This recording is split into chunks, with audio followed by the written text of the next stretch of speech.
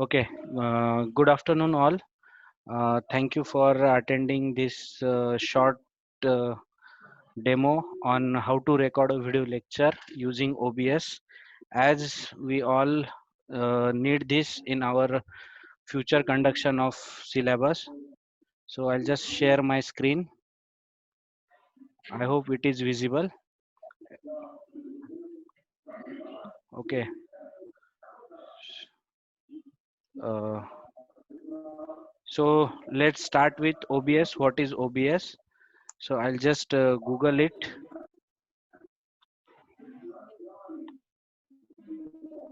I'll search OBS. OBS is open broadcaster software. It is used to record our screen, as well as we can using this software we can live stream our videos and audio sessions, like broadcast and video lectures on YouTube as well as Facebook. Any streaming platform, it is compatible with any streaming platform.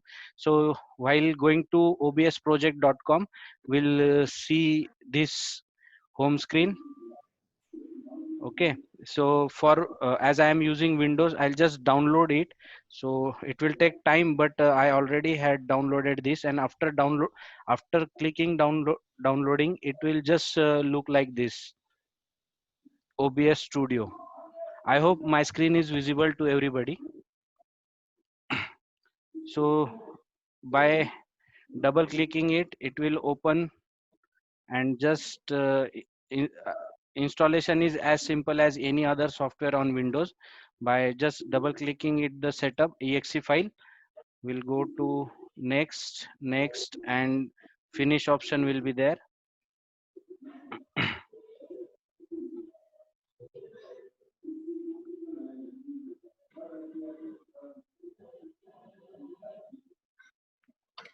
So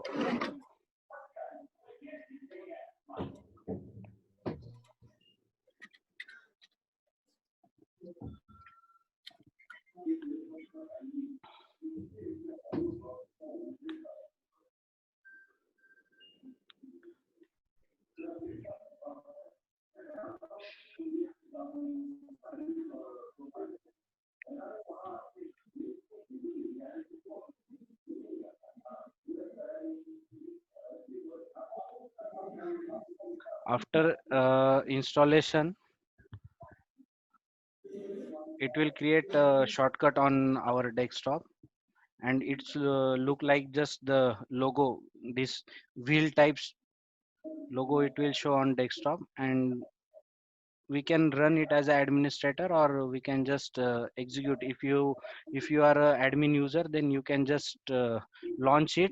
But if you are not admin user and you are logging from some different other user, you need to give its access or privileges to get your graphics card, so that it will record your video.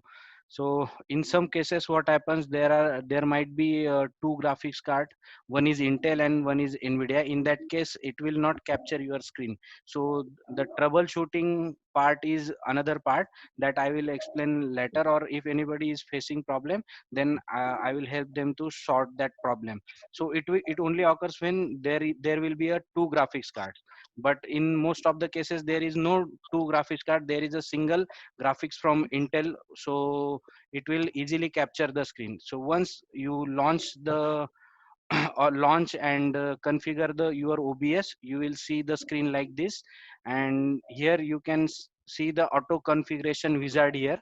So once you download and install, it will ask your uses. If you are using for streaming, then configure your settings as per the optimized streaming. If you are using for recording, then configure it as per the recording. So as simple as just click next, and it will capture the screen. So it is my current resolution of the screen, and it is the FPS ratio. 60 FPS videos are quite bigger than 30 fps. So I had made already a settings for that. So to reduce the video size, I'll show you at the setting part. To here in the output, you can see audio bitrate and streaming ratio. So I kept it as a same as streaming. As per my bandwidth, it will optimize my video compatible ratio, so that video size is not getting larger. If you want the high quality videos, then you can choose the lossless quality. That will be a quite huge file. It means for 10 to 20 minutes, it will generate 1.5 GB file. And if we go for same as stream, for 30 minutes, it will generate almost 300 MB file, and it will be quite good to understand. So I'll recommend this setting. And for fps ratio, I'll keep it as a 30 only. So if you increase the fps value, the video size also increases. So apart from this, I have nothing changed the settings. uh, these two are the major changes which I have done. And then here you can see the sources. So firstly, I want to capture my entire screen. So because I am continuously switching from one application to another application, means like browser to ppts and ppts to video. So that's why I want to capture my display. So here at the source, you have to add display capture, and by default I am capturing it. So you will see like this. Okay. So window under window under window, this is the uh, what we say, it is the screen resolutions ratios as per compatible with the different devices. Like your video can be visible on mobile also, ads and that small ipods also. That's why this is the settings. Another part is we want to capture our audio input. So by default we have to add the audio. Here you can see, as I am using headset, and this is my system default system microphone, but I am using headphone, and it is quite good, better than my system microphone. So I'll choose this as a my input device. And for output also, I'll choose my what I say, headphone, earphone. So after that, if you want to display your face on screen, so just add the video. Here video capture device, it will automatically on your camera, laptop camera. So for if you want to show your video, so then you have to add this video capture device, and it will show you the screen. And you just minimize by using the drag, mouse drag, and you can put it anywhere from the screen as per your uh, suitable position. So once this setup is done, then I can start my recording. Here you can see start recording. Once you click on start recording, it will capture entire screen of your desktop screen. Then I'm here clicking start recording, then it is started. So now I can go with the presentation or anything that I want to show with the students, and I can explain just like syllabus or anything, anything what I am doing is recording now. That is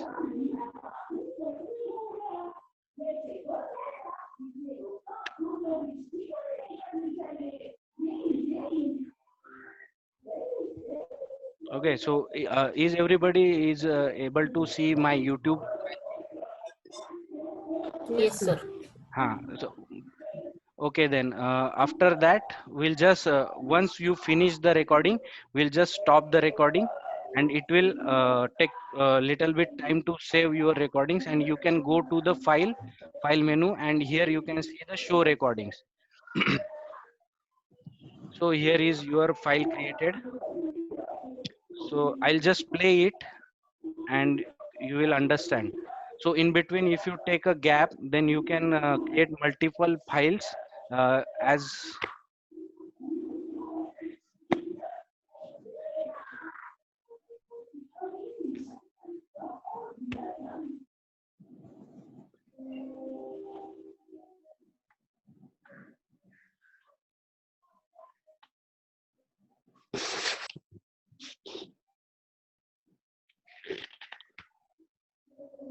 after saving this, you will get the file. And if it takes time, multiple files you will create.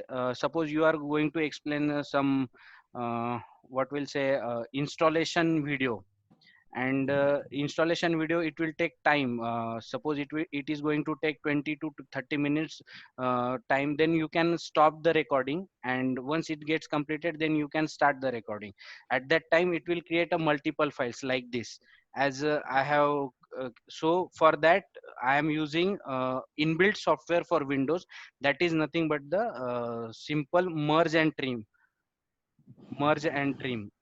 option. Is a simple video trim and merge. This is the software, inbuilt software. It comes with the Windows 10. If you don't have it, you can just download it from Microsoft Studio also. It is easily available, and it is free with the Windows 10. So after installing this, you will see the screen like this, and in this video you can add multiple videos, and after adding multiple videos you can trim. uh, I'll just show you how I am going to do that video editing part. It will take at least half an hour, but I'm not going to process that video, so it will just explain in 2 minutes. So after adding multiple videos from here, add button 1 2 3 4 in sequence, we can edit it one by one. It is a trimmer. For starting sections, you can just eliminate that setting part from your video, and after the trimming you can merge, and at that time merge, here you can change your format. MP4 format you can take, and MP4 or anything AVI are compatible. Any format you would like to choose, you just take it, and after that you just save the video in fast or precise, any mode. It will ask you a location, and give it the file name, and after this you can see my today's video. Where it is saved, I think it's in document. Okay, so after merging all these files, I'll get one file. This is almost 380 MB for 23 minutes. 386 MB for 23 minutes, and it is, you can convert this video using any video converter, or by at the time of saving from this software, you can change the file format. So I'll just open my video. So this part I can trim.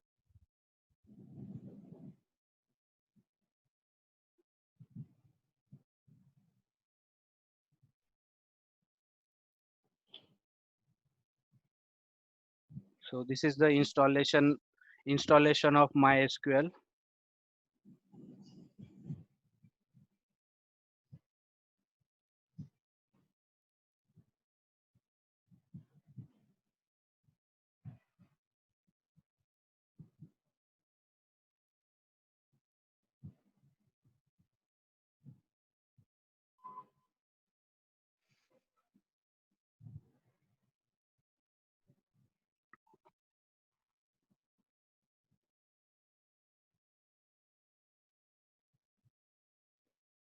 So likewise, I have created the video for installation, and likewise we can create the practical videos also. And it is, as it is open source, so it will be it is giving full, what I say, full features are open to us to explore. With this software you can also live stream with the YouTube. That part we'll see next time, because for the purpose as how to record the video lectures, this part I think is sufficient. Thank you so much.